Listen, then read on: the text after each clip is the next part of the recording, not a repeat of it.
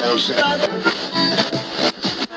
you are, whatever you're doing, stay with us as the Suns get set to shine. Here's Perry, to Gar Hurd. Here's the jump shot. Jumps to Marley, a long three. He got it! He got it! Into Booker. Here's the three. Shazam! Rivers for Charles, and he flies in for a wham, bam, slam. Whammo time! He got it! Shazam! Oh, brother!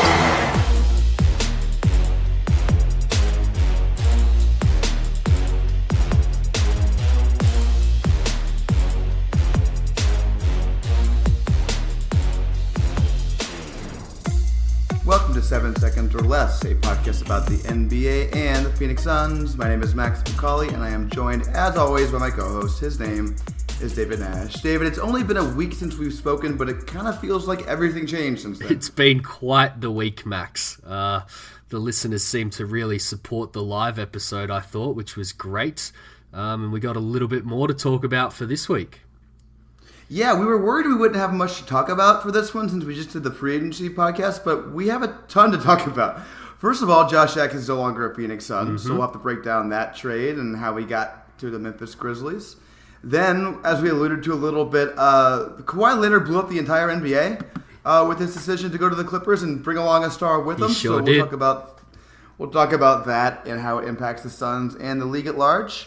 And then finally, we'll close out with our thoughts on the Kelly Oubre situation, which is, David, rapidly evolving into a situation. It is. And, we got a little lucky with the Rubio signing happening mid-live pod last episode, and not sure what that pod would have been like without it. So, got to thank the Suns for that one, and maybe they can throw us another alley-oop here and drop the Oubre news while we're mid-pod as well. Although, this time round, at least, if it doesn't come, we have a lot of ground to cover anyway, Max. That is true. It won't just be us stammering about listener questions or whatever else. And then we'll finish up by kind of looking at the entire Suns offseason as a cohesive whole, other than Oubre, obviously. Talk about our thoughts about what James Jones and crew did. Mm-hmm. But one quick thing before we get into the episode, we found out that after our Nerdcast podcast, we briefly got onto the top 200 sports podcast charts on iTunes, which was awesome, amazing, kind of stunning. We want to thank you all for that.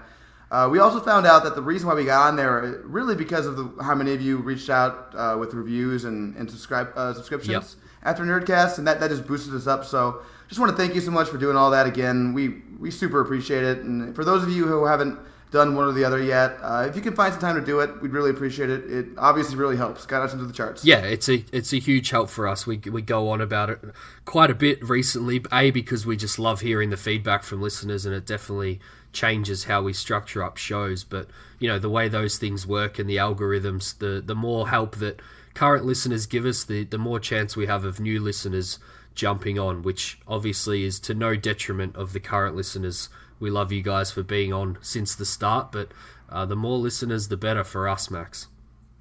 Absolutely. Feed the algorithms. All right, David, how about a brief recap before we get started here? Sure. Of course, as we covered, Rubio was the signing on last week's show, 3 years, $51 million. That's not announced yet, which we may get into a little bit later of why or how that isn't announced. Then came the Frank Kaminsky signing for the Room MLE there, Max. That was 2 years, $10 million. That one's not announced. A little more, I guess, explainable, that one, with the room exception needing to be used after your cap room and all your other moves are made. So we probably won't see Frank officially a Phoenix Sun until all these other moves are taken care of. Then in general NBA terms after that, it was all waiting on Kawhi for most of the week, as you mentioned before, and we got the biggest of all of them with the big dropping of the Kawhi news and the Paul George news at the same time.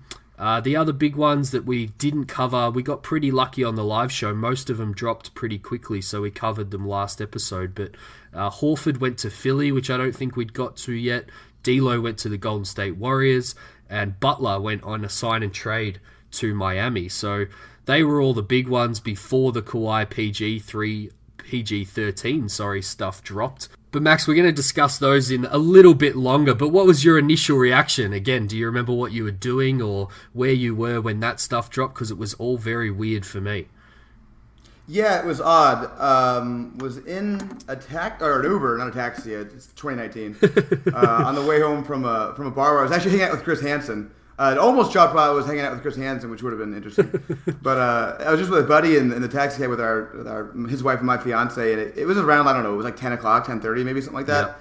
And just started reading out all the tweets out loud to my buddy, who's also an NBA fan. Basically just in a crazed state of excitement while my fiance looked at me like I was basically just a horrible human being.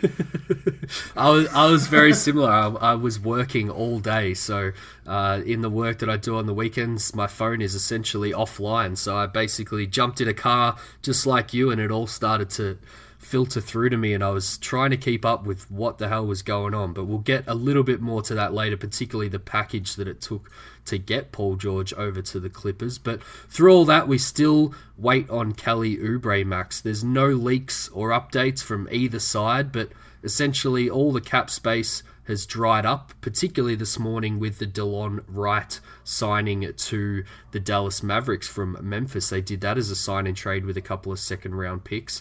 But again, more on that later. And of course, the one that I've purposely missed, Max, the Jackson trade went down on July 3rd in the middle of all that, involving Jackson, Melton, 2 seconds, and Javon Carter, and of course, Kyle Korver, if you want to throw in him too. So do you want to lead us into that one? Yeah, so I'll run it down very quickly, what we gave out. You gave a little bit of recap. There's a little more detail we'll get, and then we'll get your reaction to it. So, obviously, Phoenix sent Josh Jackson, Anthony Melton, their 2022 second unprotected, and then the top 5 portion of their 2021 second. Yep. If you recall, they previously traded the rest of that pick as part of the Dudley Holmes series of deals last summer. Mm-hmm. As you said, Memphis sent over Kyle Korver and Javon Carter. The Kyle Korver part was important because while these contracts basically matched up with each other, Korver's deal was able to be cut before today, actually, on or before today, to get down from $7.5 million to $3.44 million, allowing the Suns to sign Ricky Rubio. David, I'll get to my thoughts in a second. I'm a well-known DeAnthony Melton stan, so there's a good chance I'm lower on this than you are, but where are you on this deal? Yeah, I mean, first and foremost, my reaction to it was, it was the deal that had to come in order to make the math work and free up the space. By my numbers, they've freed up about $700,000 in space, which means that they can sign Rubio, keep that $700,000, which won't be of much use to them at the moment, I wouldn't imagine. Keep the Kelly Oubre cap hold, and then re-sign Frank Kaminsky last, as I mentioned before. But, my initial reaction after that and working out that was really what was coming here to sign Rubio, and we kind of speculated on that last episode, I think, and we even speculated that Melton might be the one that had to go with Josh. I wasn't expecting 2 seconds, essentially, to go out as well. I thought Melton might be enough to get Jackson off the books, but I guess that's the price that it took when they took it around. But, I look at that versus, and I've been pretty vocal on this, the stretch option that they had with Josh. They could have put $2.33 million on each of the next 3 years and save the same amount of cap room, basically, that would have allowed them to sign Rubio as well. And I'm sure they would have been aware of that because it's no coincidence that Rubio got signed to around, $16.5 million to start, and that the stretch option was there in case no teams helped them out with a trade. But I guess they like this trade better than the stretch option, Max, which I don't quite understand. But one thing that I'm definitely going to be doing, as well as watching DeAnthony Melton's progress in the next couple of years, is I'm going to be making sure that they use that every last bit of their space the next couple of years, because if they don't, that's where it gets a real possibility that they made the wrong move here. Yeah, and the odd thing also is, depending on what happens with Oubre, I'm not sure they're going to be able to have space anyway. Definitely not significant space. As you said, they could have created the same amount or even a little bit more cap room by stretching Josh Jackson. Yep. Obviously, this year it would have been totally meaningless. Next summer, it's pretty close to meaningless given how bad the free agency is and how we're probably not going to have significant space anyway. Yep. So really what you're looking at here is a trade-up between $2.3 million in the summer of 2021, like the amount that hurts you, versus the penalty of, giving away Melton, a second-round pick, and then, 1/2 of a second-round pick. in this deal. I think that, to me, it's pretty obvious that you'd rather, just take the cap hits and not give away a guard who looks pretty good, and then these picks. But I think if you're looking at it as James Jones, he didn't acquire Melton. He may not even like Melton. He doesn't really want to pick with a second-round pick next year anyway, I'm guessing. Yep. And then, in 2021, it's like, it's far off second. I'm probably gone if none of this works anyway. So I could see why James Jones did this. But at the same time, as a pure asset play, I think it was a mistake. Overall, though, I'm just happy Josh is gone now. I think that was one of the things that had to happen this offseason, that they were really going to stay true to their mantra, that they were going to, change the culture here, really put the ties on that. And I think they have done that. So overall, I think it's going to be a beneficial thing, but it hurts because I think the asset play was less than spectacular. Yeah, and we should touch on that. I think with a lot of James Jones's moves so far, there's a couple of things that are standing out to me. One, he's clearing out Ryan McDonough's roster. Yeah. He's basically completely turned it over. Devin Booker and DeAndre Ayton, essentially the only two left from Ryan McDonough's tenure. That's now Jackson, Len, Chris, Bender were all very high draft picks for Ryan McDonough that didn't work out. So, in retrospect, his draft record looks abysmal, really. Mm-hmm. But, I guess Melton, it just wasn't a guy that James Jones attached himself to. And, they are bringing in Carter here, which, two interesting things.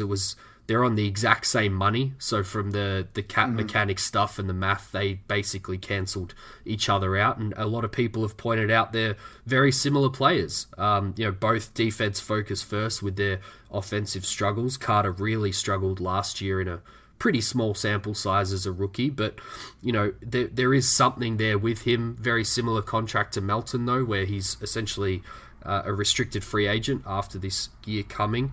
And, he's a little bit smaller. He's 6'1" with a 6'4" wingspan versus Melton 6'4" with a 6'8" wingspan. So it's going to be interesting. I really liked Carter. I remember talking to you about him as a possible Booker fit down the road when we were doing the very first episodes of 7 seconds or less around last year's draft. But, I still like the upside of Melton more, but, at least they got something back in this trade other than the cap clearing move around Korver, I suppose. Yeah, I agree with that. I mean, it's better than not getting a guy back at all, but man, I was with you on Jevon Carter to a large extent last year when we were doing this around the draft time. Mm-hmm. Problem is we got an entire year under our belts with him, and he's not like a 19-year-old. This dude's 24 already. Correct. About to turn 24 before next season. He kind of had a historically bad offensive season last season. Mm-hmm. He shot below 30% from between 0 to 3 feet from the rim, which seems bad. He was in the 1 percentile in points per shot attempts, according to Cleaning the Gas, which is not good. Not good.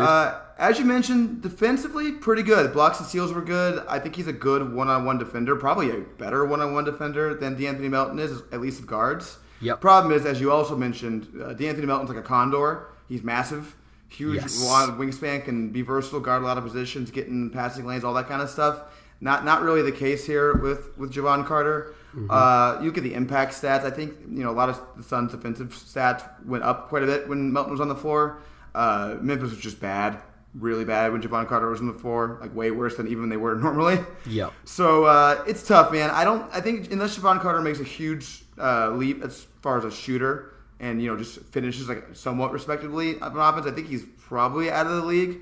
But again, I don't think they view him as a major part of this trade. This is about opening up the space and about getting rid of Josh Jackson, to be honest. Yeah, 100%. It's just a look at him, I suppose. I wouldn't even be totally surprised if he's not on the team to start the season, if the roster positions start to crunch a little bit and they like a couple of guys a little bit longer term. But, taking a look at him, at least if Memphis was willing to send him back the other way, particularly because of those college numbers, is worth the look. But we should probably touch on Jackson a little bit more and kick him on the way out, perhaps here, Max. But yeah, I will not miss Josh at all. I've seen a lot of people talking about this being a mistake and how it could come back to burn the Suns. And, Memphis taking a look at him, it sounds like they were much more interested in Melton rather than Jackson, and this was just the price of doing business. But they'll take a look at him. He might turn things around there in a better environment, maybe with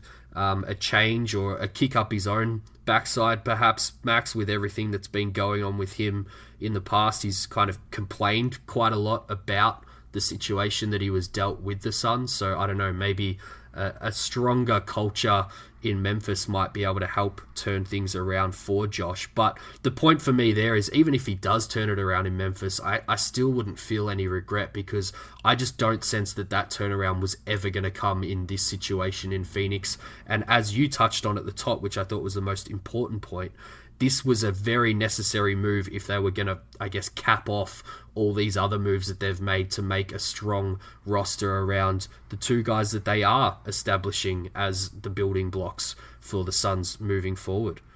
Yeah, you simply couldn't keep him around and then with a straight face mention all those culture-changing things, you know what I mean? Like, he had to go. As far as him possibly turning it around and this biting the Suns in the butt a little bit, here's how he turns it around. He needs to just, go full-on role player, concentrate only on 3 and D, because I'm telling you right now, the guy just does not have the decision-making chops to be a star. It's not going to happen for him. Yeah. You don't go from being the worst decision-maker in the league to, a star-level decision-maker, which, unless you're Russell Westbrook, you kind of have to be, one of the best decision-makers in the world to even be a superstar NBA player. So it's just not there with him. He also, he was miscast kind of coming to the NBA. People thought he was like a wing stopper, like Kawhi and Iguodala. He's a slight frame. He's really more of a shooting guard. I called him a guard earlier on a tweet. I'm going to call him a guard later when I kind of look at the roster versus last year. Because right now he is a shooting guard. That's what he is, except for he can't shoot. And he's not really, he can't be your lead guard because his decision making as a passer is not good enough. So I don't really know what he's going to be for you long term. Maybe if he can bulk up, he can be the 3-and-D wing we were sort of promised, just a low usage sort of role, so his decision making doesn't kill you. But as far as like biting us in the butt, like he's like a 10-time All-Star, I just don't see that possibility really. Yeah, shout out to Earl Watson, who started him at power forward in his first 3 games. Now that you're recognizing very rightly that he was probably more of a shooting guard than a power forward, Max. It's hard to miscast somebody by 2 positions like that. He went from a guard to a big to a guard. Like that's really a big gap. If anyone can do it, Earl Watson can do it, Max. He has a lot of power in that regard. Anything else on this trade you want to touch on, or should we move on to the big NBA seismic stuff? No, I think we can move on from that. We've got to say goodbye to DeAnthony Melton, unfortunately, and we wish Jackson all the best, but a positive trade all round, even though I probably would have done things a little bit differently personally, but I'm not going to kick them too much for that one because, as we'll get into later, I'm a strong supporter of the Rubio move and getting stronger by the day, Max. Yep, I think we're going to be on the same page with that one to an extent, but we'll save that. All right, let's get into Kawhi Leonard here. So Kawhi went to the Clippers on a 4-year max. Yep. Which was somewhat of a surprise because people, I think, thought for the most part he was going to go to the Lakers or Raptors, so it was a bit of a shock. But the real shock was the follow-up, which is that Kawhi Leonard convinced Paul George to demand a trade from the Thunder, or maybe just ask for one. Maybe demand's too strong, it's unclear. But anyway, a trade, Paul George to the Clippers to be a second star in exchange for Shai Gilgeous-Alexander on a rookie deal, Danilo Gallinari on an expiring, and then the following draft assets. 2021 Heat unprotected, 2022 Clippers unprotected, 2023 Heat not unprotected until 2026, then unprotected, 2023 Clippers pick swap, 2024 Clippers unprotected, 2025 Clippers pick swap, 2026 Clippers unprotected. David, I guess what's your overall, what's the first thing you think about when you think of this trade? Like, what is really impacting your thoughts on this one? First thing I'll say for any U of A fans listening, Rondé Hollis-Jefferson just signed with Toronto, so that dream with the Suns has just gone out the window there, Max. But back on the Kawhi news, seismic of news. I was always wary of the Clippers, but just not like this. I think, the longer it went on, I thought the pull of the LA market and I guess home for Kawhi was going to be too strong, but I didn't think that he'd want to just join and play, I guess, third string to LeBron and AD. So that was always the biggest hurdle, which is why I was always a little bit wary of the Clippers here. So, I guess this LAC roster's kind of like Toronto last year, but on steroids, but in a harder conference, I suppose. You've got Kawhi, PG, Pat Bev, Lou Williams, Montrez, your boy Landry, Zubac, and then they somehow lucked into Mo Harkless as well as like a 8th or 9th man on this team. So it's pretty strong behind 2 max players. So, great move by Kawhi. We all thought, he's this silent, doesn't really care about what anyone else is doing, but he's moving in the shadows. I even saw something last night around he moved his Lakers meeting, and people were speculating that it was probably because he met with Paul George earlier that day in that area in LA and basically made the Lakers people come to him versus where the meeting was originally scheduled. So, from that respect, massive respect to Kawhi Leonard for pulling this off.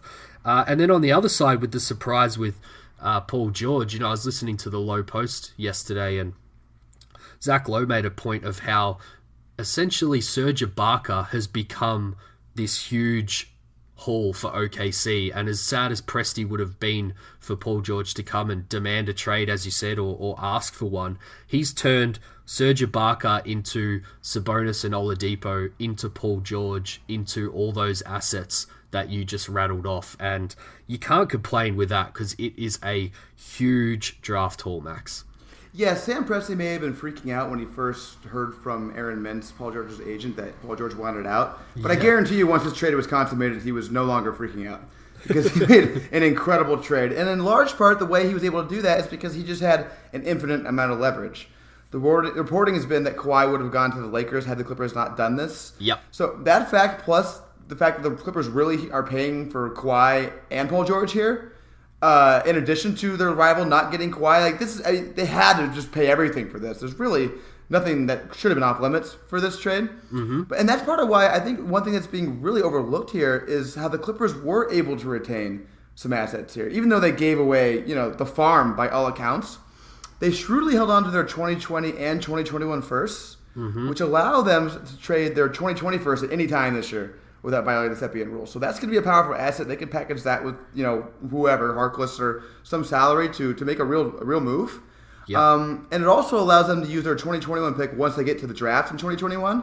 So the early years on for Kawhi and George, as they're building the team around them to maximize their title odds, they will have some wiggle room here, which is it's sort of the difference between this and what the Lakers did. The Lakers just have no wiggle room.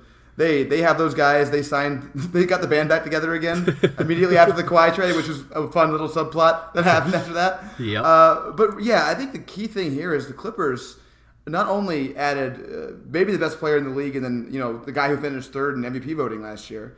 Both of them who are kind of in the middle of their prime to late stage of their prime. Yep. They also, as you mentioned, kept just an incredible amount of depth on the roster with them, and they kept some assets still around for them to continue building. It really is just an incredible night for the Clippers. Yeah, and teams don't think about that enough. I think we touched on this with maybe a Milwaukee trade on a very early episode of ours. Mm-hmm. If you start throwing protections around picks and stuff, that's great to protect yourself against, falling or winning the lottery or winning one of the top spots. But it also kind of hamstrings you from being able to deal other picks, because until the protections or those picks are conveyed, then because of the Stepien rule, you can't deal other picks. So yeah, I think that's a good point by you in just giving up unprotected picks later on, and keeping a couple of those early ones for themselves as well. But we've essentially just got a league of duos now, Max. There's a couple of teams that are stronger than others, but you look around the league, and I'm going to throw this to you, put you on the spot a little bit, maybe give me your top three here going forward, not just for next season, because I'm throwing KD in there, who obviously isn't going to play next year. But Brooklyn have KD and Kyrie. Golden State still have Curry, and I'm going to say Dre is more important. Houston have Harden and Chris Paul. The Clippers, as we said, have got PG and Kawhi. LA Lakers have LeBron and Davis. Milwaukee has Giannis and Middleton. And Philly has Embiid and Simmons. What are the top three duos there for the next couple of years, Max? It's a great question. I think for me, Paul George and Kawhi Leonard are number one. Yep. Combination of age. I like the way they fit together, and I just think their games are both really well suited for the playoffs, especially Kawhi, as we've seen. I guess if we're just going pure duos, I think I got to go with the Lakers guys next. Yep. Even though I'm concerned about, LeBron James, he's getting up there. People tend to ignore that for some reason, but I know he's kind of a cyborg, but he's also 35. And at some point, the wheels will come off. Yep. But still, if you're looking at the upside here, they probably have even more upside than the Clippers do. And then the final one, that's really interesting. See, a couple of those guys, like the fall off from Giannis is too far probably for me to include that as just a pure duo. Yeah. I think I'm going to stay with the Golden State guys for now, largely on the strength of Curry, but also because I think Draymond, once you get in the playoffs, is a top 10 guy you'd really want. Yeah. And I do expect them, maybe they won't win a title, with this core again, but I expect them to certainly be heard from at some point in the next couple of years. Yeah, we might get an all-time Curry season next year. Oh, yeah. One of his last big seasons in his prime, because he is getting on in age a little bit. But yeah, I guess for me, I'd pretty much agree with you. It all comes down to KD and how he comes back and what percentage of himself he is with Kyrie. And hopefully Kyrie hasn't done too much damage in the 12 months that KD is out tearing. Yeah, I should have mentioned them as part of my honorable mentions there. Because I do think if KD comes back strong, that's obviously in the top three. It's probably my number three, but there's just a lot of concern with that. And also, you got to factor in this year too if you're just talking about outlook. So this year's obviously sort of a throwaway, probably. So that's kind of why they're out of the mix. Another quick one for you. You mentioned Gallinari there before. I've got an alternate off-season for you, Max, and I want you to pick between what the Suns currently did versus this alternate. So say we don't do the pick 6 for 11 and Saric trade, and the Suns take either Culver or Kobe White. You're not allowed to take Brandon Clark because I know that would tip the scales for you. So then we don't get Saric. We still do the Jerome deal, get Aaron Baines in. All the other stuff still remains the same. And then we try and offer, after this deal has gone down, Tyler Johnson, Jerome, and the Suns' first unprotected for next year for Danilo Gallinari. Whoa, unprotected first? Yeah. Yeah, I'm not doing that. Gallinari's a really good player. Problems, well chronicled, his injury issues have been a struggle for him his whole career. And then also he's expiring. For me, I guess this is where I'm closer to Cole Zwicker, who seems to think this way.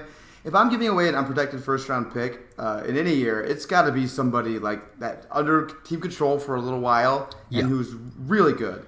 And that's why it made sense for me with Drew Holiday.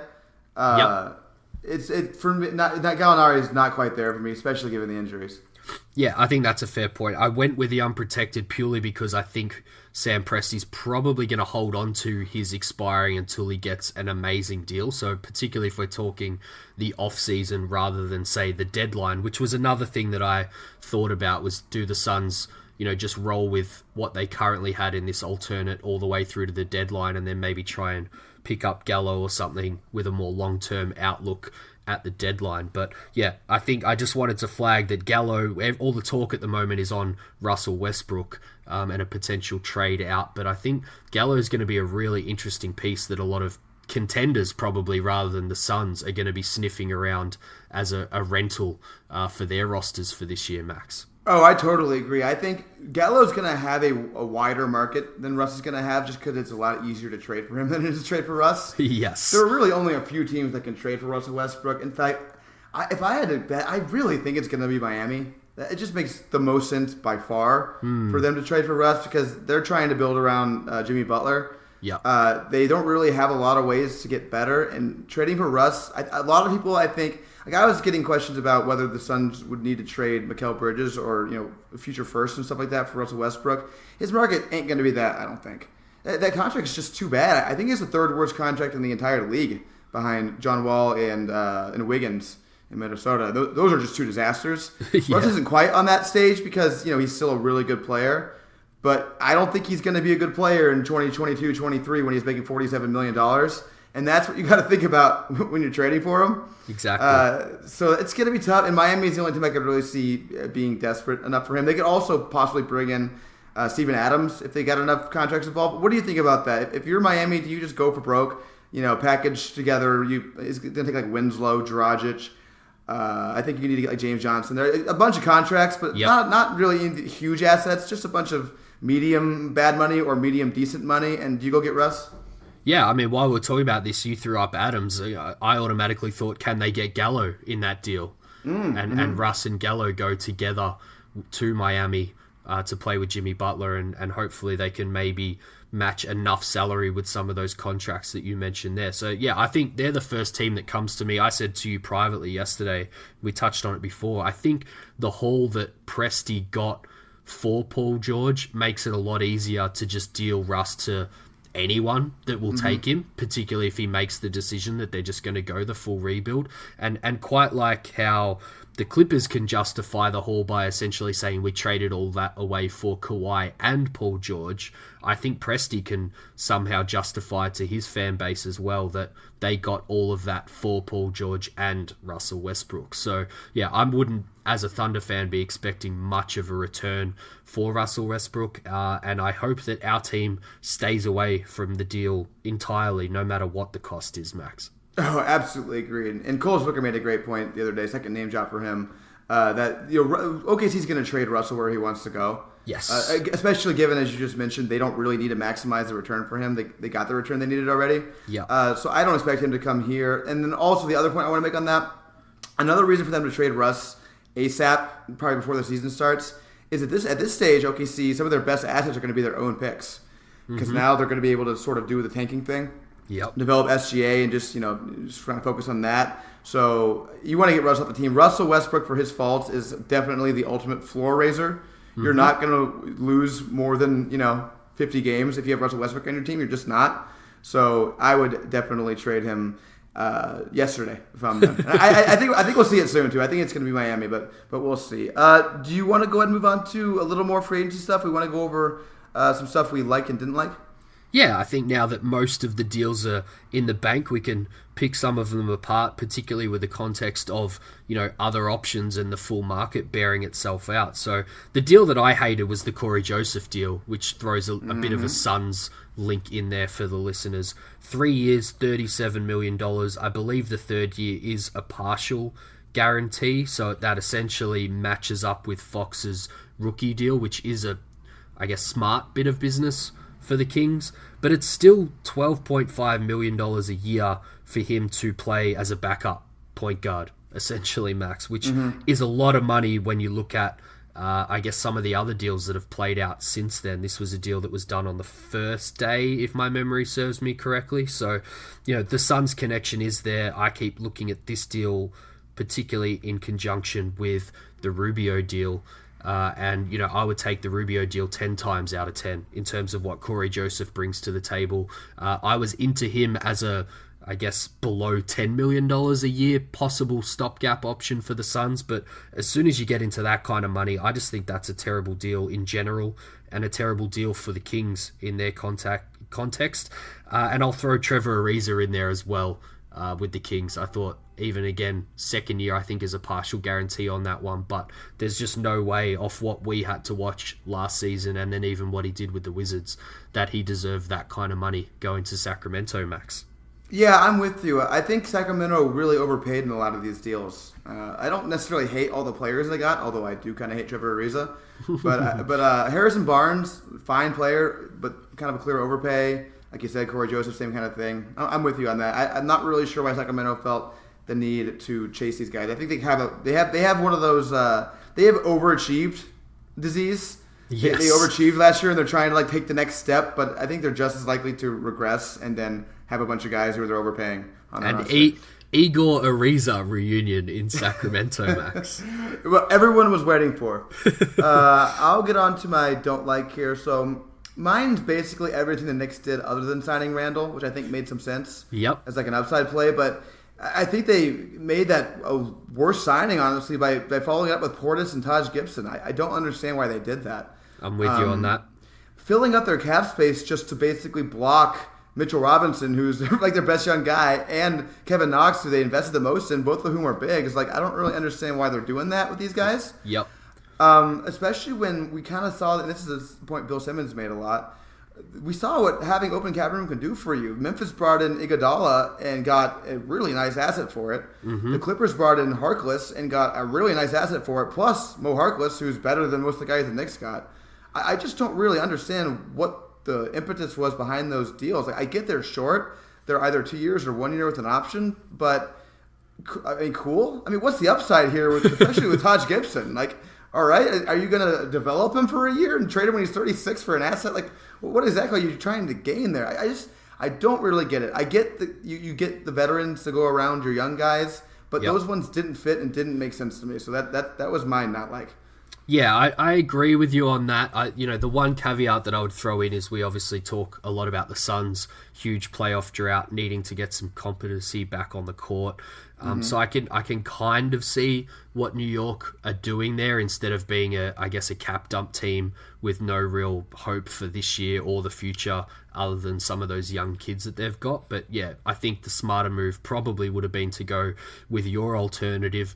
But I guess for me, the real fail here, and you've been on Twitter this morning talking about PR nightmares, but the fact that they put out a press release on day one of free agency defending essentially or saying it's not the end of the world that we didn't get Kevin Durant while they were signing these guys is just an ultimate fail to me. Like, they basically, I think the press release said, we understand that Knicks fans might be disappointed with our offseason. And then a Woj would break that they've signed Julius Randle to a deal to come and join the Knicks. Like, how do you come up with the idea of doing those two things together at the same time? It just literally makes no sense. Like, that was the biggest disaster for me for the Knicks.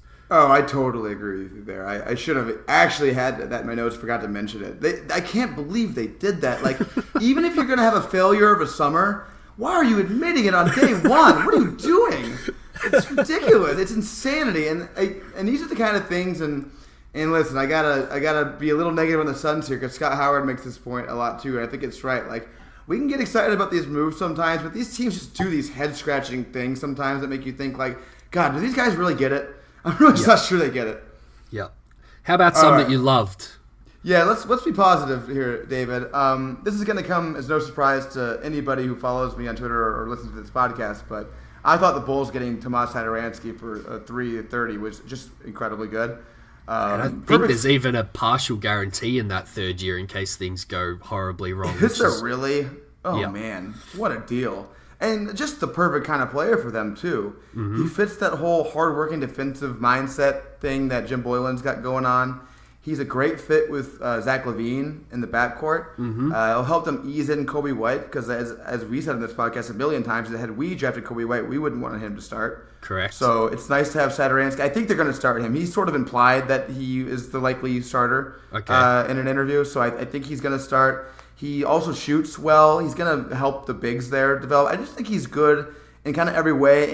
And the key point is that if you're gonna have Zach LaVine, if you're gonna turn things over to him, he's the kind of guy you want with him, sort of similar to what you'd want with Booker. Yeah, I like that call. He was actually on my list and why I wanted you to go first there, Max. I didn't steal it for you because I got three kind of low-end ones rather than the big fish. So Ed Davis, 2 for 10, Utah. Great pickup for them. They've just had an awesome summer. I think that roster's really starting to fill itself out and they're going to be up there, even though they're not, I guess, one of those teams that has a dynamic duo that we mentioned before. They're just going to come at you with a really strong starting five and some great bench pieces. Al-Farouq Aminu, which I mentioned on our last episode, I think I'm still a little sad that he went for $324 to Orlando. I think that's a great deal for him. Still don't quite understand what's going on in Orlando. Maybe there'll be a couple of guys that are up for trade and maybe even for the Suns, possibly. I know a lot of people like Aaron Gordon, Jonathan That's Isaacs. Also that's a stealth Westbrook team. Yes. Because they can use the Gordon contract as sort of like the centerpiece of it. Yep. And then I had Satoransky as well, and partly because of that partial guarantee in the third year. I think that's just a really smart bit of business for them there. And we've seen, even though I was scared of restricted free agents when we did our mock off-season, we've seen him go. We've just seen DeLon Wright go this morning to Dallas in a sign-and trade. There's been a hell of a lot of sign-and trades this off-season, which some smart people predicted was going to happen, and it's definitely happened that way. So hopefully we don't see one more sign-and-trade around Kelly Oubre, which we'll get onto in a little bit, Max. Yeah, I guess depending on what we got, but yeah, I don't want it. That's true. Yes, all right, so we'll get to all that, but first, David, how about some Did You Know? Can do. So, Max, yet another Did You Know that you should see coming this week after what happened live while we recorded our last episode.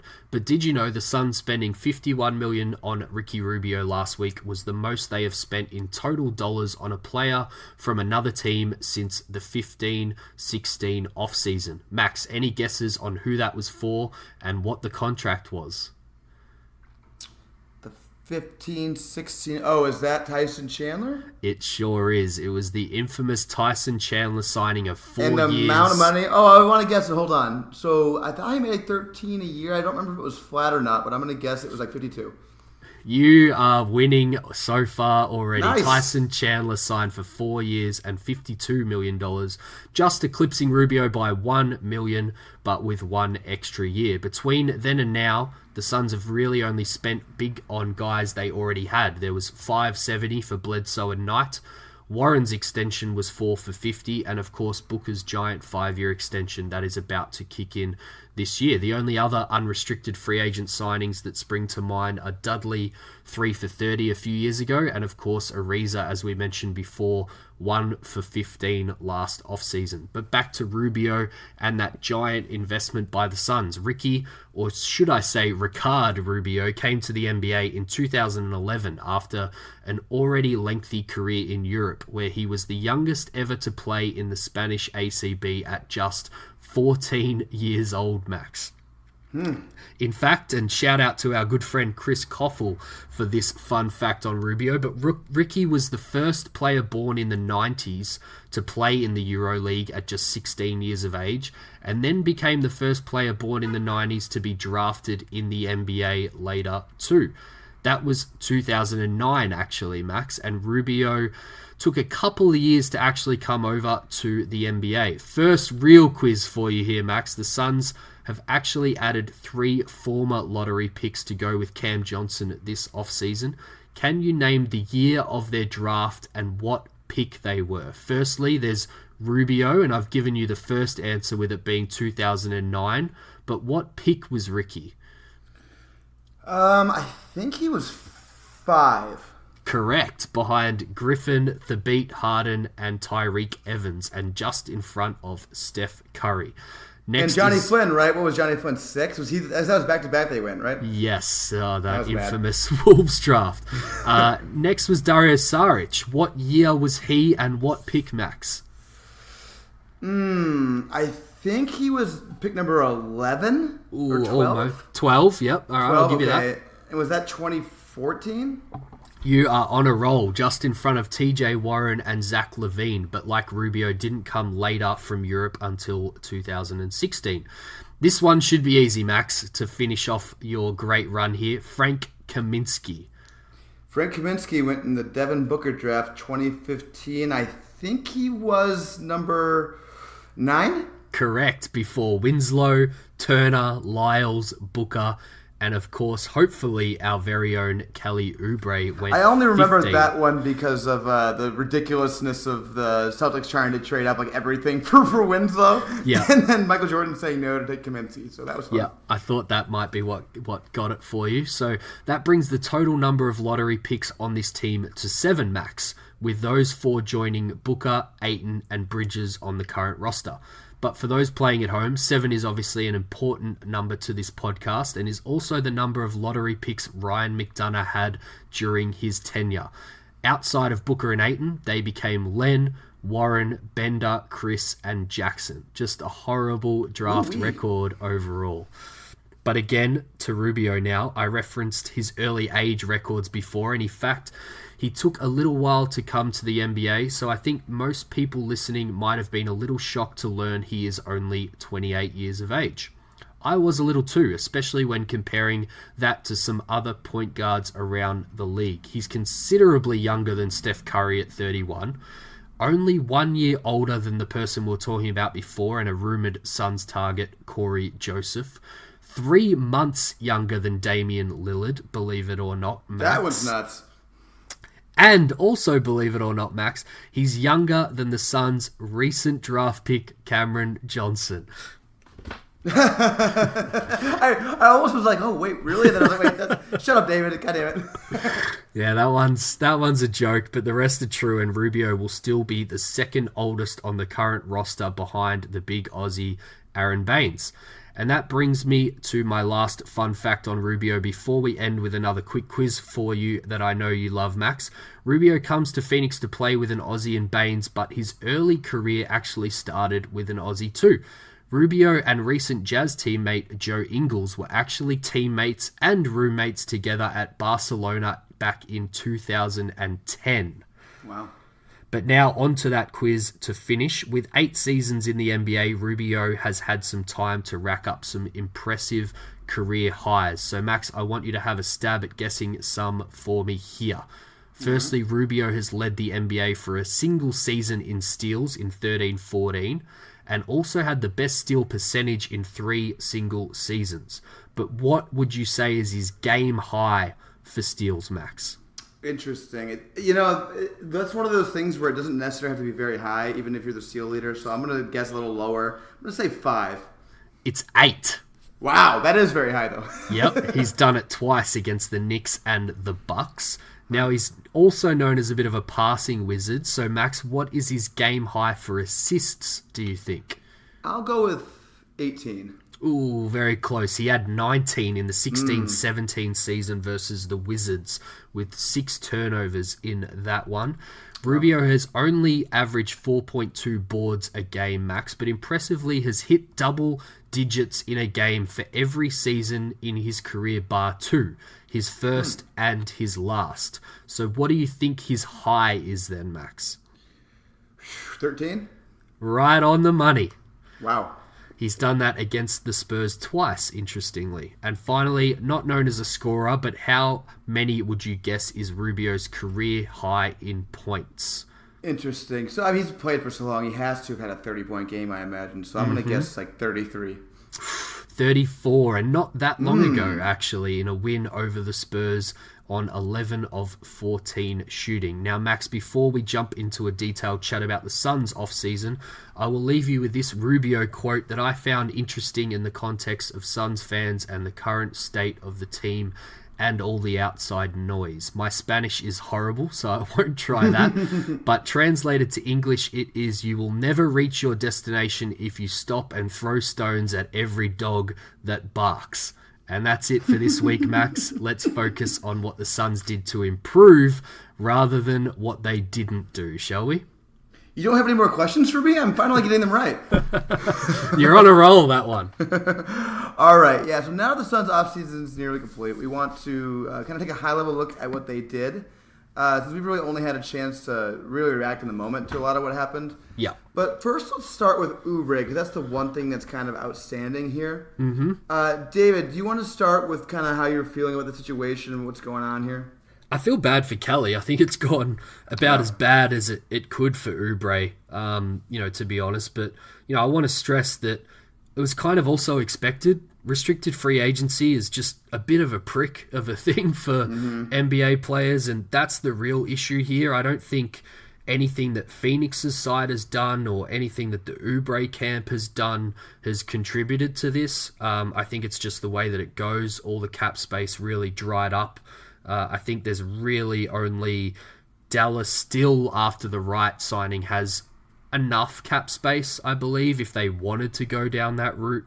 And I think Atlanta as well has enough that the Suns would probably match it, but they'd be able to sign him. But I don't think either of those teams look like likely destinations for Oubre anyway. But probably the only other thing that I would note before throwing to you on your thoughts is there hasn't been leaks from either side. So I don't think this is messy. I've seen a lot of Suns fans overreact and think that the Suns are doing the right thing by Kelly and they've lowballed him, and we just don't have any reports of that happening. And if it was happening, I think we would get it leaked from Oubre's side to maybe start the PR nightmare a little bit for the Suns. So I'm still hopeful. I think there's still a chance now that everything has settled around Kawhi that, they just come and announce a pretty reasonable deal for both sides. What do you think? I tend to agree with you. I'm still pretty optimistic, although I'm a little concerned that if it doesn't happen today or tomorrow, I'll start to get a little concerned that there's someone's being unreasonable here. Yeah. I agree. It's likely Oubre's side that's being unreasonable. I think they probably had pretty big expectations given how well things went here. Agreed. And I mean, we heard Woj constantly saying things like, "Oh wow, that market for Oubre is going to be something." By the way, this is why you don't listen to what people report when it's coming directly from agents' mouths. Let this be a lesson to everybody. Agreed. But I think it's more likely that Oubre's camp has been demanding, whatever they're demanding, $50 million a year, $18 million a year. I just, just guessing at this point.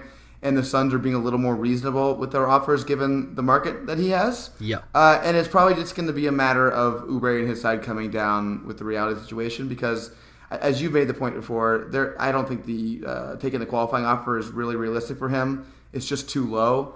If the Suns are going to be offering significant money, maybe Oubre asks for a player option so that he can get out of it if he wants to prove himself. But I don't think the tact here to take is the prove yourself on the qualifying offer. Yeah. And the last one I want to make, and then we'll go back to you to react to it, is I think one reason why Oubre's market may have been a little bit overestimated going into this is that, especially with restricted free agency, but with free agents in general, teams are really trying to target something their team absolutely needs, right? Mm-hmm. We really need a point guard who does this, or we really need a big for this particular role, especially since so many teams are good now.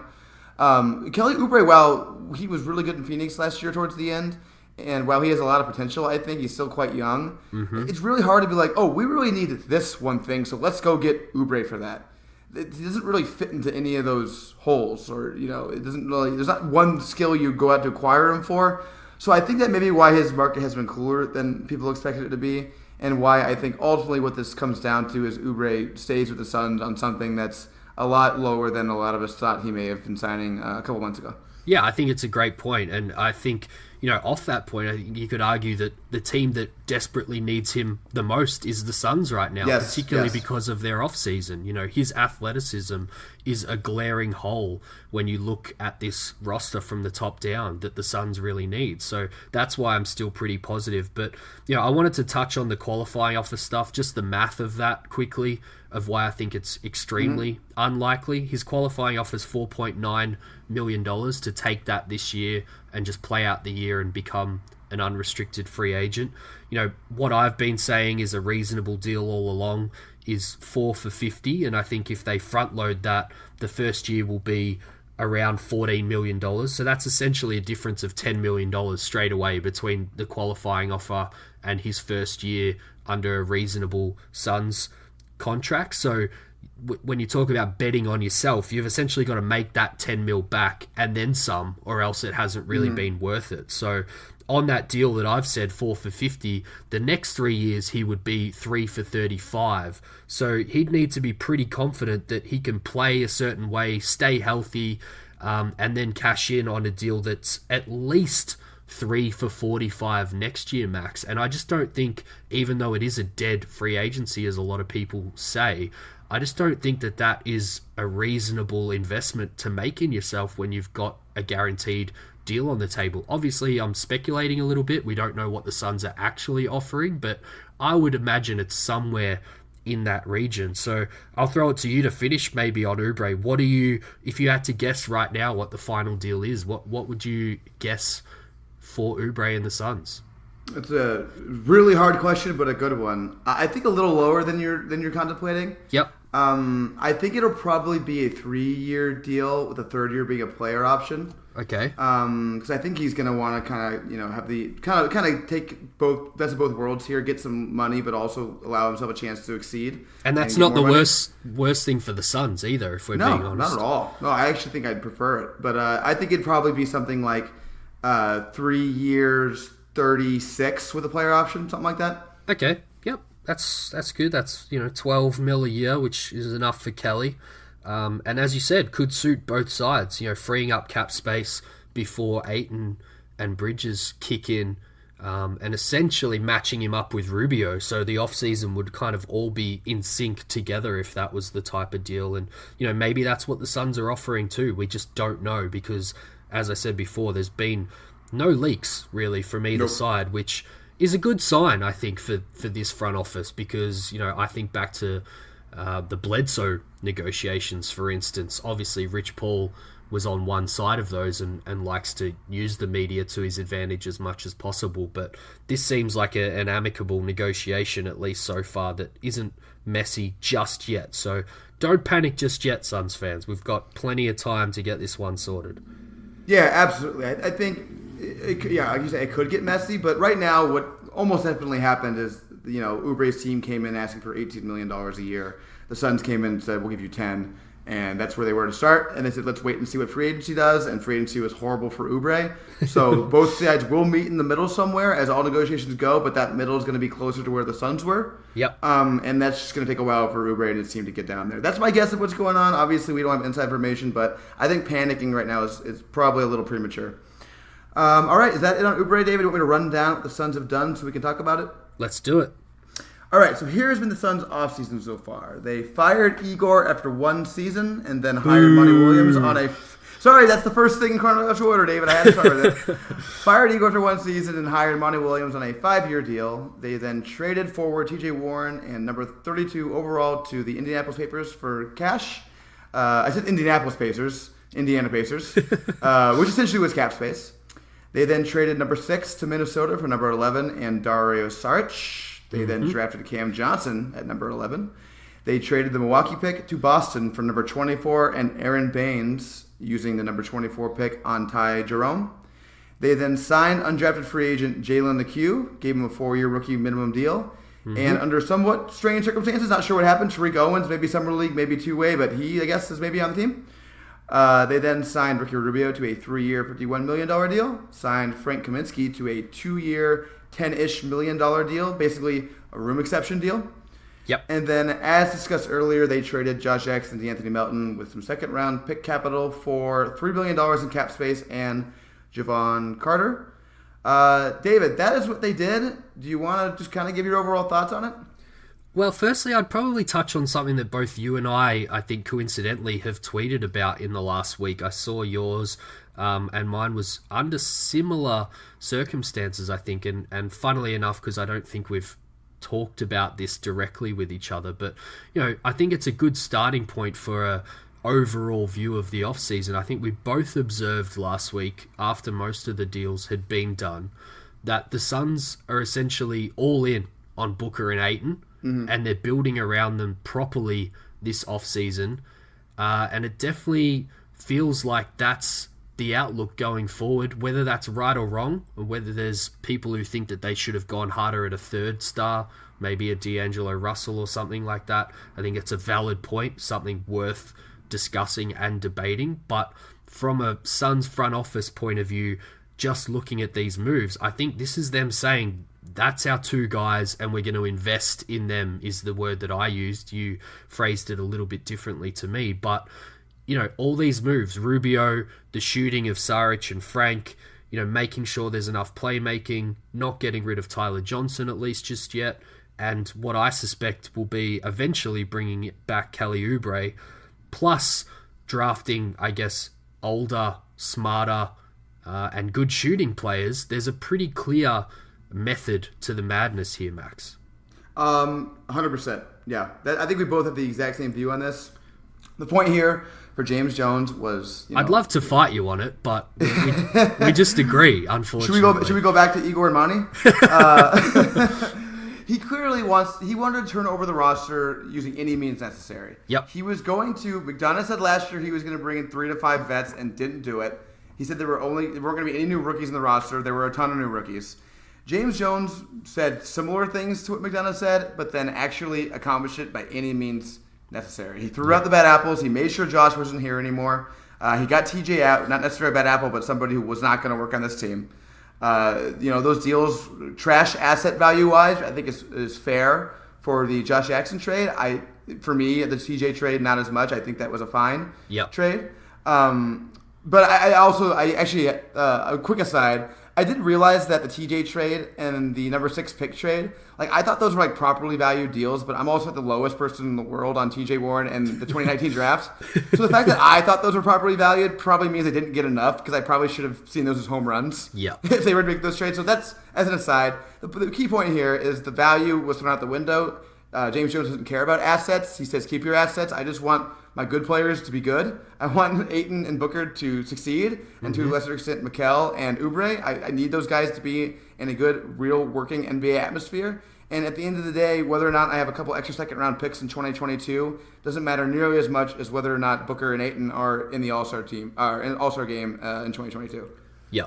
I think I was trying to make this point a little bit earlier when we were talking about Melton at the start of the show, and I think I got sidetracked with a couple of other points, but we've touched on it quite a bit. The Suns are probably going to get trashed for a lot of these single deals value-wise, and may continue to do so while they tinker around this roster. But if you take a step back, look over it from a bird's eye view, I think it's very clear to see that they're willing to take, I guess, those losses in the initial sense to turn over this roster and get it looking more like an NBA roster, because I was blinded by it in certain scenarios when we're right in the midst of McDonough trying to, I guess, grab assets and bring stars to this team, but he just never put a balanced roster on the floor, Max. And when you've got a guy like Devin Booker and then have just drafted DeAndre Ayton, you just can't afford to do that. Like, you've got to put the right pieces around these guys to help them succeed on the floor. They can't do everything themselves. Booker has already gone far and above what we ever expected of him as a player when the Suns drafted him at 13 in that 2015 draft. Ayton had a great rookie season despite not having a point guard, despite all the turmoil, a coach that only lasted 1 year, everything that went on last offseason as well. So, they've already beat out a lot of the odds of what McDonough and the Suns have thrown at them, and now Jones is trying to give him a chance. Speaking of Ryan McDonough completely failing to put a working roster around Devin Booker and DeAndre Ayton, I have something that I think demonstrates that quite well, David. I took a look at the box score from last year's season opener between Dallas and Phoenix and the minute totals. Ooh, I like it. I'm ready to compare those to what the opening night this year, in order of minutes expected, is going to look like. You ready for this? I am ready. Last year, so again, we're putting Booker and Ayton to the side. Last year, the guards who played minutes for the Suns were Isaiah Cannon, who played 34 minutes. Not currently on a team. Not currently on a team. Josh Jackson, who played 28 minutes. Just got dumped. Elie Okobo, who played 8, and may still be on the roster, but we'll see about that. Probably traded. And then Troy Daniels, who played 4 minutes, and probably should have played more and never played the rest of the season, really, until the end. so those are the guards, and now our guards are Ricky Rubio, Tyler Johnson, and Ty Jerome. I'd say the guard, maybe a bit of an upgrade there. What do you think, David? Just a little bit. We went into this off-season desperately needing guards and have addressed that from a couple of different standpoints, and we'll get onto it in a little bit, but I love Rubio with Booker and without Booker, staggering them a little bit, and I think Tyler's a great third guy for both of those in that situation. But do go on, please. Certainly better than Cannon and Jackson in those roles. So we thought the guards were the biggest problem, right? Oh, they didn't have a guard. Let's take a look at the wings real quick. Opening night last year, Trevor Ariza played 37 minutes. TJ Warren played 24. That is now going to be Mikal Bridges, who didn't play in that game, Kelly Oubre, and Cam Johnson. I would say upgrade there. Yep, I agree. And then we'll look at the bigs, which is really the one that may have stunned me the most. So the bigs who played besides Ayton in that game were Ryan Anderson, 24 minutes, and Tyson Chandler, 12 minutes. That is now going to be Dario Saric, Aaron Baines, and Frank Kaminsky. So I guess my big point here, David, is that across the board, this team is going to be more competent at every single position. I agree with you wholeheartedly. I'd love to fight with you again, but I am a little bit cautious because I remember last offseason, the options weren't plentiful, but being somewhat positive. But I think the biggest thing that I've learnt between last offseason and this offseason is McDonough's biggest mistake is he left literally no margin for error. Like, everything had to go perfectly. And we know in the NBA that that's not the case. Anderson wasn't the player that we thought we were getting. Ariza wasn't the player that we thought we were getting. Isaiah Cannon couldn't do anything on the court after that broken ankle and coming back from that. The other rotation pieces, whether they were young kids or veterans, just didn't have it on the court, whether it was Jackson hurting your team. I think Chandler hurt the team with his play early on in the year.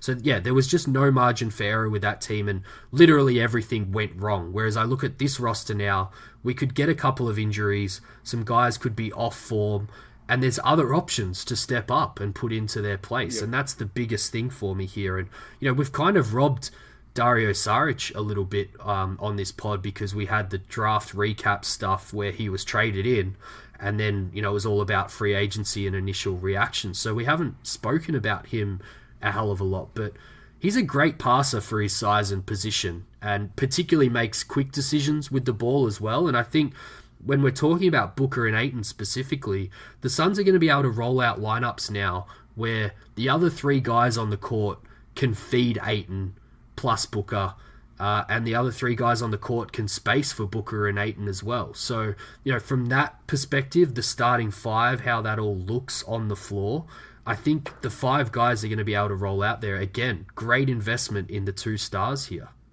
Yeah, I think it's pretty clear they want to have a heavy ball movement sort of style here. Other than Booker, who's going to get the green light to ISO whenever the hell he wants. The rest of the guys are going to have to be moving the ball around. Rubio and, like you said, Sarge and Ayton, I think are going to be skipping it around a little bit. Not sure who they're going to start at the wing, whether it's Oubre or Mikal, but I think it's going to be a large focus. That's one thing we do fight on. Yeah, I think Mikal makes a little more sense there, but I'm fine with Oubre starting. It's not going to be in the world to me. I just think Oubre could be more valuable on the bench because he's going to be probably the best scorer on the bench if that's where he is. Yep. But I mean, particularly to start the season, I'm going to be fine if they do that. Especially if they think Oubre's better, then I'm fine. Start your best five. The Suns aren't talented enough to get cute when it comes to lineups. But yeah, you said McDonough didn't leave them any margin for error. I think that's true for most of the roster, but I would say Isaiah Cannon, starting point guard, is probably less than that, even. Yes. That's like a negative margin for error already. So, yeah, I understood, and Kellen Olson made this point in a reply to me that, yeah, you could be, excited about the supporting cast, but they still have to play well. They haven't in years past. Fair enough, but this supporting cast is, leagues better on paper even than the other ones were. There's a lot more reason to think these guys won't suck. A lot of them are younger. A lot of them are fighting for contracts a little more, like Tyler Johnson, for example. So Dario Saric. I don't expect these guys to totally, just tune out of the season the way Tyson Chandler and Trevor Ariza did. Yeah. But we'll see, though. You never know. Injuries can happen, whatever. But I think there is a lot of reason to expect this team to be better. And then I guess maybe one reason we can fight about a little bit real quick is the coaching thing. Yes. I think Igor Kokoskov, again, I've said, I think he's probably a better X's and O's coach than Monty is. It's kind of unfair to Monty to even guess what he's going to be because the only real stuff we have on him was from 5 years ago, whatever it was. Yep. So we'll see on him, but there's not a lot to be encouraged with there. I do think, though, it's really not a slight to Igor. It's just Monty Williams is one of those guys who in NBA circles is, commands respect. One of the most respected people in the league, and I think that's going to spill over to the locker room just because these guys are going to know who he is. They're going to know about him. They're going to know his reputation. Yeah. And just by sort of that reason alone, that gravitas, they're going to listen to him. Even if the XOs aren't as good, at least I think they'll be trying harder. At least I would hope if they have somebody like that in the room with them. So I think that from that perspective, and also the final point I'll make, I'll let you turn it over. People were being gifted minutes under McDonough. Marquise Chris, Dragan Bender stick out the most. Josh Jackson. Gifted minutes. Josh Jackson's another one. I don't think it's going to be happening anymore. I think that's a big reason why guys like Cam Johnson, Ty Jerome got picked, because guess what? If those guys aren't good, they're just going to go to the bench. Yep. They don't have to worry about Jarrett Culver at 6 playing him. So I think that's a big thing Monty will do too. But yeah, go ahead. Yeah, I've copped some heat for that, essentially putting out depth charts and minutes allocations and not having Cam Johnson or Jerome in those at the moment. And people are, Cam Johnson was a pick 11. Of course he's going to play. And that's my answer to it is exactly what you've just said, Max. If they earn the minutes, they'll play. If they don't, then there's other guys that are willing to take their spot. I don't necessarily disagree with you on the Monty stuff. I think you make a great point about him being out of the league for a while, and there's a lot of miracle work getting done on Twitter at the moment with what Monty's going to be able to do. There was even a comment about him changing Russell Westbrook's style of play if he came to the Suns, and he's a good man, he's well respected, but he's not a complete miracle worker. Russell Westbrook's played that way for his whole career. He's not going to stop just because Monty Williams asks him to. But, I'm excited to see what he can do. We're in this situation. I put my hand up yesterday and said the same thing about Igor is, when we don't have anything to go off, we talk about them being great. But, I'm just excited to see what he can actually do on the court when the season starts, because right now we're maybe being a little bit too positive towards him. But, I just look at this roster and go, gee, Igor would have loved to have some of these players last offseason. And that's the clear disparity here between McDonough and James Jones, is McDonough didn't have the balls to go and get a point guard the first day of free agency. He tried to wait it out and get the best value play, and then it didn't come and he lost his job. And Jones isn't scared to do that. He's taking the heat. He's taken a lot of heat for a lot of these moves, but he's putting a roster in place that is at least going to be able to succeed, and he's not leaving it too late. My biggest criticism last year, and in retrospect, is they made all their moves really late. Then Devin Booker got injured, wasn't there for training camp. They were trying to learn all this new game style. Now Jones has got them a full roster. They're going to be able to start training together, and training camp is going to start as pretty much the full roster. They might tinker with things a little bit further with some last-minute roster changes, but this is pretty much it, Max. And, everyone's going to know their role pretty early on and be able to learn it. And I guess just touching on some of those guys that you mentioned from last year, I don't know if you remember Anderson clanking threes from downtown, or even Bender later in the year. Bender only shot 22% on wide open threes. I don't know if I know you saw my Frank one about shooting 37% on wide open threes, which is a pretty great number. Dario Saric shot 38% from three with Mini last season. If you look at his full season totals, his start with Philadelphia really drags that down, because I think he only shot 30% or something with them, but 38% when he moved over to Minnesota, and he's 40% from straight on above the break, which, you look at him with Embiid and Karl Towns, and then you kind of put in DeAndre Ayton working down low. The fact that he can shoot 40% from straight on at the top of the key, and then you've got, your wings in the corners, is a massive asset to have. So, I'm really loving that Saric move. He's a restricted free agent next offseason as well, so similar situation to Kelly Oubre if things go right.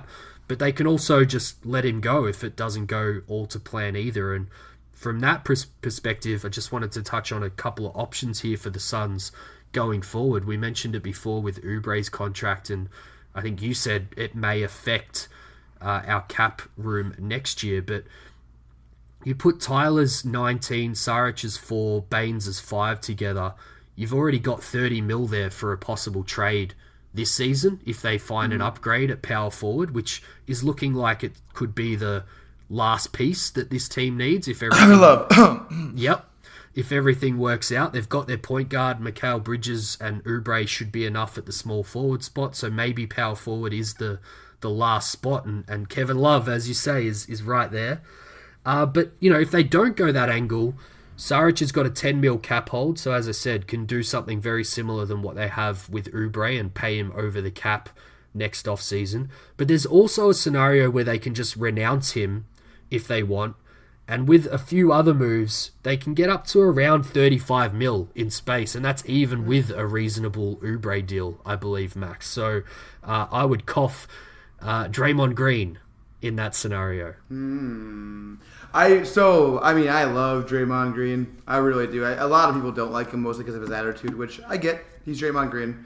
But man, he's just such a good defender. I think he's got a large argument for being the best defender of this past decade. Yep. Just how versatile he is, how many different things he can do. He's also a pretty good playmaker on offense. Can't shoot, obviously, but his playmaking is, I don't know if it's underrated on that end, because he gets credit for it, but it is really good. I mean, man, it's a big question. So the Suns would have to overachieve this year and win like 40 games, right, for that to make a lot of sense for them? Very much. Because otherwise he wouldn't want to come here, and they probably wouldn't want to sign him. But yeah, in a scenario where they are, on that precipice, it feels like they're actually, possibly a playoff team. Booker and Ayton are both, clearly all-star bound.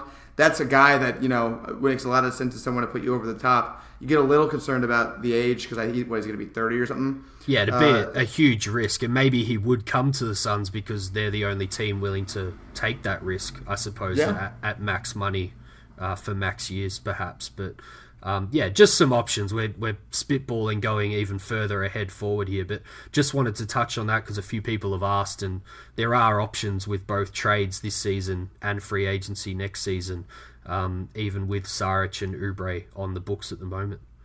Yeah, and that's a really good point. And I guess just to put a bow on it from my perspective, and then I'll let you close out too.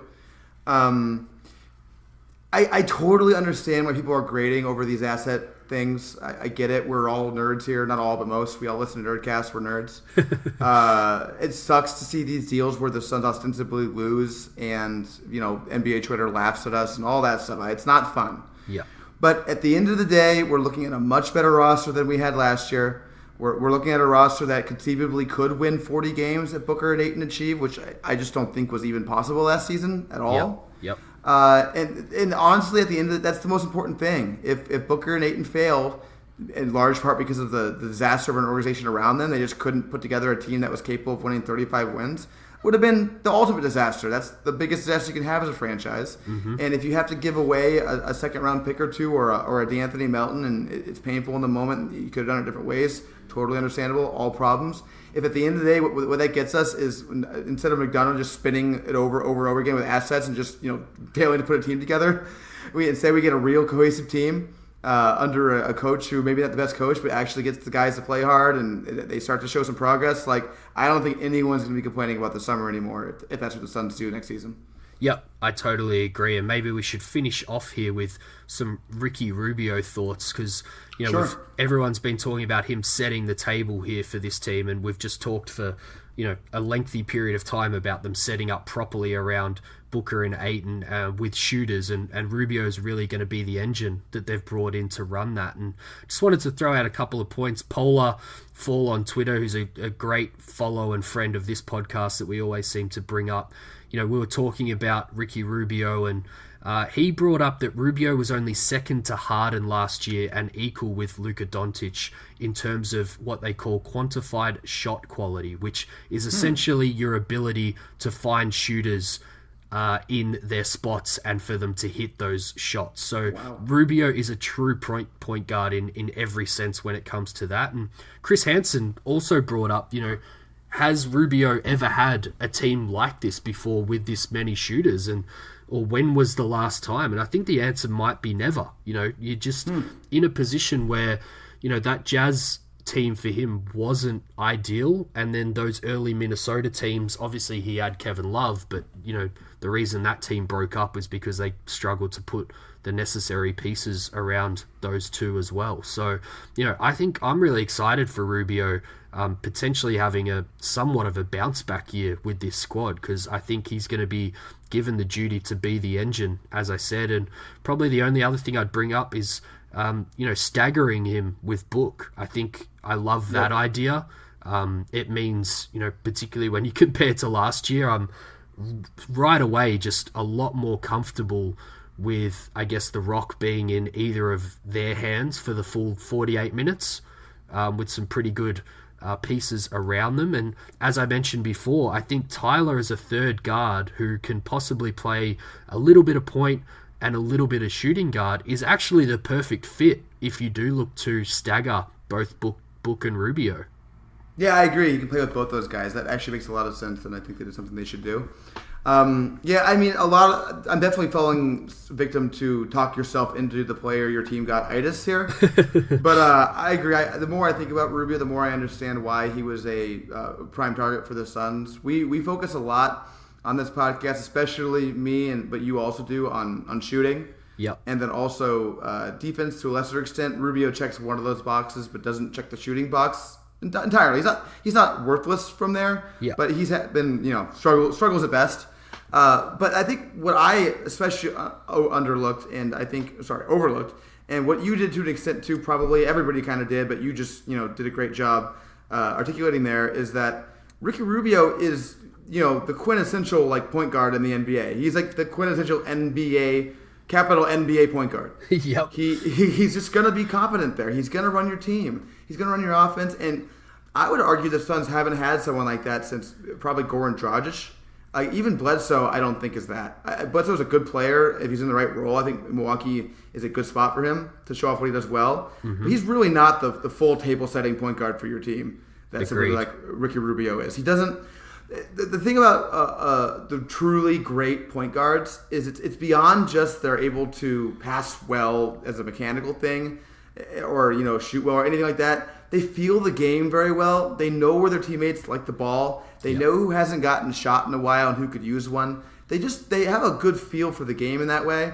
And I think it's been a while since the Suns have had somebody like that. Even Booker, who I praise as a point guard, isn't that. He just has a really good court vision and pretty good passing mechanics. But he's not there in terms of I know how to get the whole team involved sort of thing. Yeah. And maybe that's another underrated part of this. I haven't thought of this till now, but maybe Rubio can help Booker learn how to be a better point guard. Yeah, I love pure points. It's probably my biggest love of watching basketball. So what you mentioned before about talking yourself into a player that landed on your team is certainly something that I'm guilty of, because I just love pure points. I love what you were saying before. I think I would add tempo to that. I think a proper point guard knows when to pick up the game, when to slow it down, really controls the game. And I agree, Bledsoe isn't that type of point guard. He's kind of one-paced, does it all for himself, and I guess sharing with his teammates comes on the back of any pressure that he feels himself trying to make a play, whereas Rubio's the antithesis of that. He kind of is looking to bring everyone in. And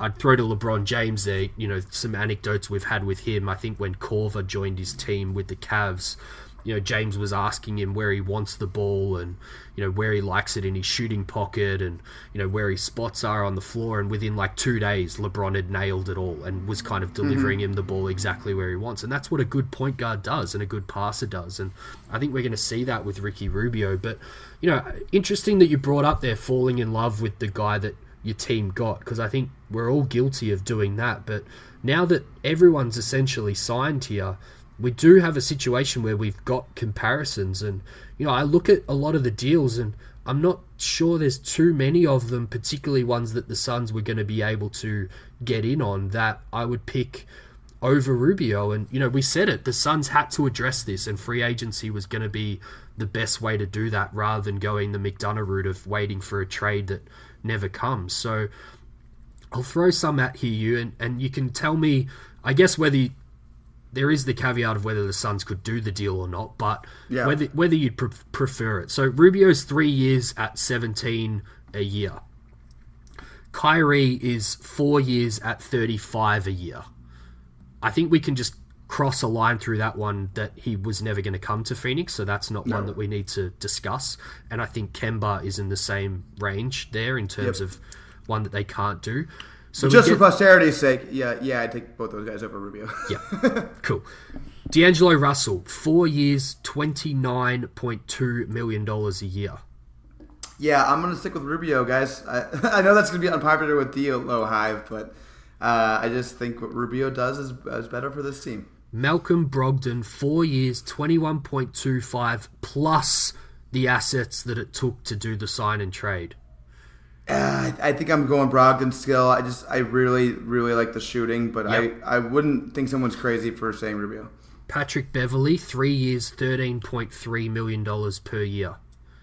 Beverley for the sort of the intensity factor of the defense, also can shoot a little bit. I'd go him, but we're getting closer to the range. Rozier, 3 years, $19.3 million. I mean, obviously Terry Rozier, one of my all-time favorites. Easy choice. No, that's a clear Rubio on that one. Derrick Rose, 2 years, $7.5 a year. Gimme Ricky Rubio. Alfred Payton, 2 years, $8 million a year. Hair or no hair? I'm just kidding. Irrelevant. I would go Ricky Rubio with that one. This one's interesting. Satoransky, 3 years, $10 million a year. Yeah, I thought about that one before. I think that's the last one I'm going to go with him over Rubio just because of the cost savings, especially with the partially guaranteed and just because I love his fit so much. Yep. Corey Joseph, 3 years, 13.3 a year or 12.3 a year. That one's not close. Let's go with Ricky. Yep. And then I guess one that I don't have down because it's essentially dropped while we're recording, but DeLon Wright, 3 years, and I believe it's around $8-9 million plus a couple of second round picks to get it done. Now, this is probably a talk yourself into a version. I may have said DeLon before this all happened, but the more I think about it, I think I just underrated how much the Suns needed a true table setter, so I'd go with Ricky for the Suns. Yep, and I pretty much agree with most of your choices there. I think given, and what I really wanted to outline is, okay, maybe they didn't get choice number one now that the dust has settled on all of those deals, but when you factor in that they needed to get this done and couldn't miss out on, I guess, plan B or C and end up with plan E or F, I think they've done a pretty good job here, Max. Yeah, I totally agree. I think it's strange. I understand thinking that the deal was maybe a slight overpay or being a little disappointed because you wanted somebody else or whatever. I don't totally understand the whole, like, oh my God, what a disaster. Why are the Suns so stupid angle from this? We've been wanting a true point guard for the Suns for years now. I just don't, even the dunked on guys were kind of killing the Suns for this. I'm like, all you people talk about is how the Suns need a point guard. They sign like the quintessential point guard and you're mad about it because it's possible they overpaid by $2 million a year. I just don't really get it. When Corey Joseph was the comparison for them of what they should have done purely because he fit perfectly into their cap space, I tuned out. That's just totally not understanding the situation as far as I'm concerned. That's just, not going to bother with that. I totally agree. That is fully living on the spreadsheets, David. Yep. All right, I think that's it for us besides 7 seconds or less, right? Unless you got some Summer League thoughts you want to get off your chest, Max. I've got on enough about Summer League on Twitter. You can go to my account there if you want to see this. I'll just throw in, because I'm a bit of a number nerd, looks like Jalen LeCue has taken number 0, which is a number that he wore early on in high school before he went to number 1. And I tweeted earlier this week that he was probably going to have to change from number 1 because a certain star already has that one. Jerome took number 10, which was a bit of a surprise to me because I thought he would go with 11 that he wore in college. Cam Johnson took 23, which he wore at Pitt and couldn't have the 13 that he wore at North Carolina. The Ranger Banger is staying with number 46, Max, which I love because I love odd, unique numbers. Frank Kaminsky put out a poll on Twitter of whether he should take number 4 or number 8, Max. So last time I looked, that was pretty close. So he's leaving it up to the people. I'd go 8 if I were him. Channing Frye was 8, right? I have some good memories about it. Yes, I like number 8 for him. And Ricky isn't announced yet, so we don't have a number for him. But I'm going to throw 76 up there. I had a conversation with some people about a number that he has worn in his Spanish days, which is a little patriotic of him. With some political things going on. So I would love that again because of some unique number fetishes that I have, I suppose.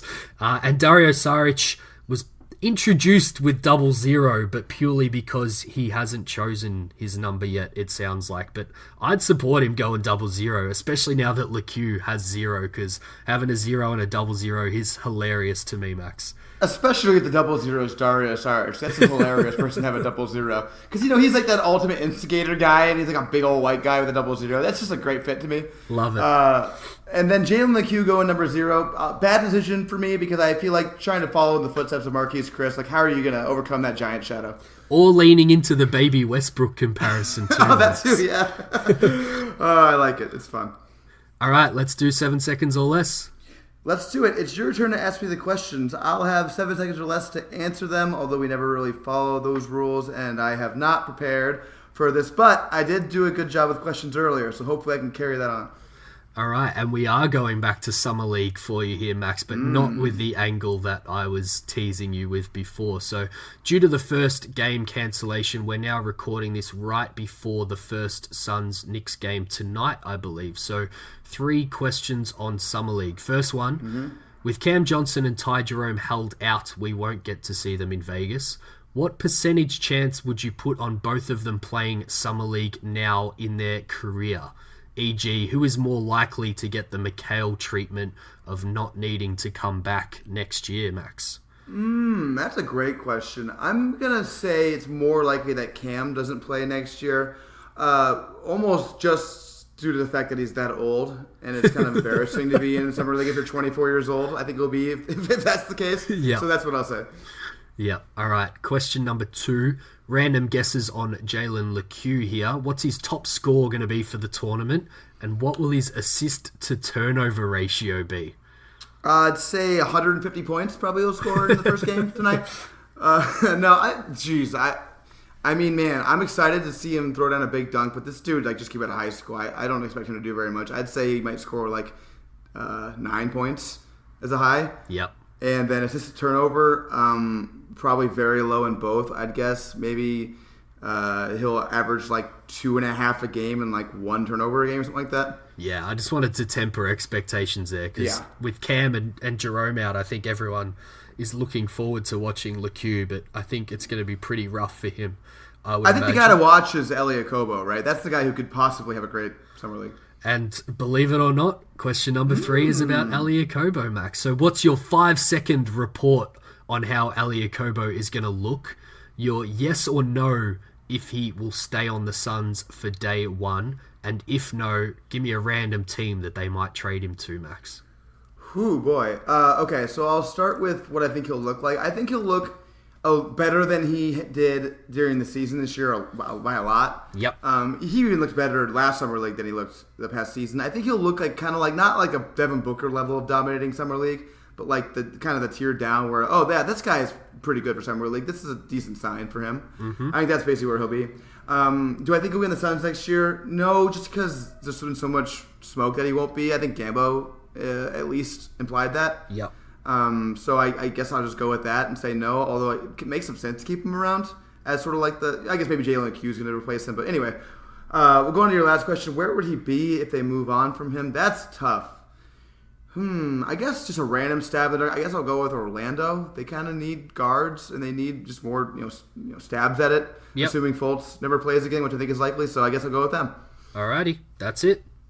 Cool, that was fun. I'm excited for Summer League. On the note of Summer League, I'm sure our next podcast will probably be a reaction to Summer League, just because that's what will happen, and maybe Oubre news as well. Yeah, not sure what our plans are going forward, but as you say, you can be pretty sure, listeners, that we will pod through the off-season when there's stuff to talk about. So Oubre will hopefully, fingers crossed, be the next thing, and then Summer League thoughts after that, probably, Max.